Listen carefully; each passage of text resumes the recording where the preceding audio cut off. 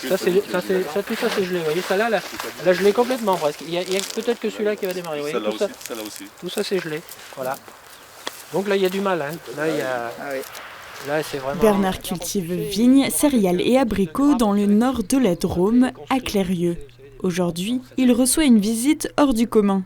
Alors que quasiment toute sa production est perdue à cause d'un gel inédit début avril, l'évêque du diocèse, monseigneur Pierre-Yves Michel, est venu lui exprimer son soutien. Ce matin, il se retrouve avec plusieurs de ses confrères pour partager un café, mais surtout leur vécu de cette épreuve. J'arrive pas avec des subventions, mais j'arrive plutôt pour vous écouter, pour souligner, je trouve, quelque part la beauté de votre travail, même s'il est rude et difficile, et que justement dans un moment comme ça d'épreuve, je trouve que c'est la moindre des choses que de venir à votre rencontre. Selon les estimations pour la Drôme, en une nuit, 90% de la production d'abricots a été perdue.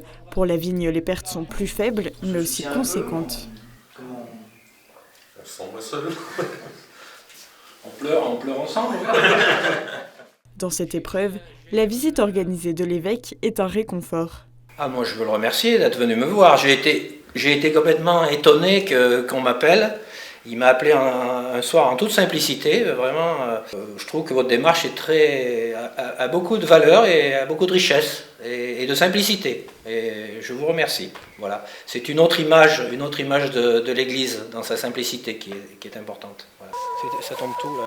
L'évêque a tenu à se faire proche des agriculteurs face à cet événement. Il leur rappelle combien leur travail est important aux yeux de l'Église.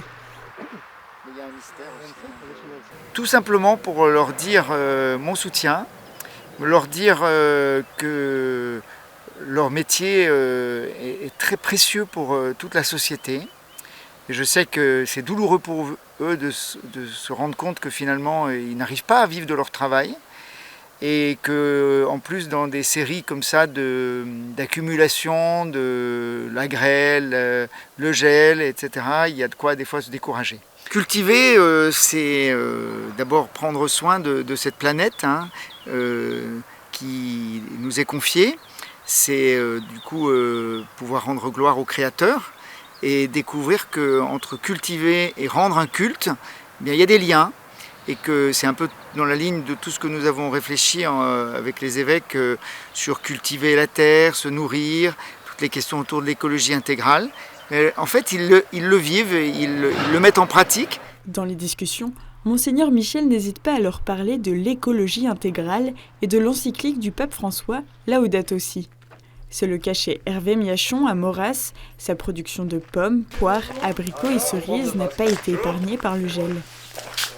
À 2 pas de son exploitation, sur son site de vente directe, l'arboriculteur a rassemblé plusieurs de ses collègues. Pour retrouver une espérance, l'homme est capable de se responsabiliser, de vivre un certain nombre de changements. Le fait que vous êtes en permanence dans l'adaptation, parce que voilà, il faut respecter la nature, il faut l'écouter. Vous êtes à l'écoute de la nature, et donc je pense que vous devez peut-être nous aider, je dis nous, l'Église, mais aussi la société, à redécouvrir un rapport plus juste, à la fois avec chacun de soi, avec les autres, avec la nature et avec Dieu.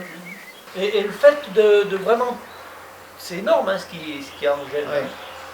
Et peut-être que ça va renouer les liens plus facilement peut-être.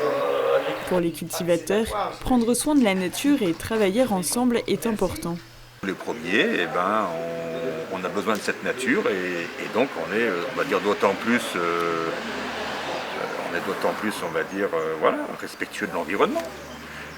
C'est notre outil de travail également, voilà. Donc on n'a pas de lieu déjà nous de faire n'importe quoi avec, parce que c'est notre bien, c'est notre outil de travail. On est quand même soudés entre nous, on a un réseau, on a un WhatsApp interne et quand il y a des soucis ou quand il y a des bonnes nouvelles, ou c'est souvent malheureusement des mauvaises nouvelles, on communique très rapidement par rapport à ça, quoi. Oui, ça nous permet déjà de nous tenir au courant et puis de se soutenir aussi un peu entre nous, parce qu'on n'est pas bien nombreux et si on ne serre pas un peu les coudes. À la fin de chaque visite, l'évêque invite à réciter ensemble la prière du pape à Saint Joseph, en cette année qui lui est spécialement dédiée. J'ai la prière de Saint Joseph. L'occasion de tourner les yeux vers le ciel et de confier son travail, aussi dur soit-il, au saint patron des travailleurs. Salut gardien du Rédempteur, époux de la Vierge Marie. À toi Dieu a confié son Fils.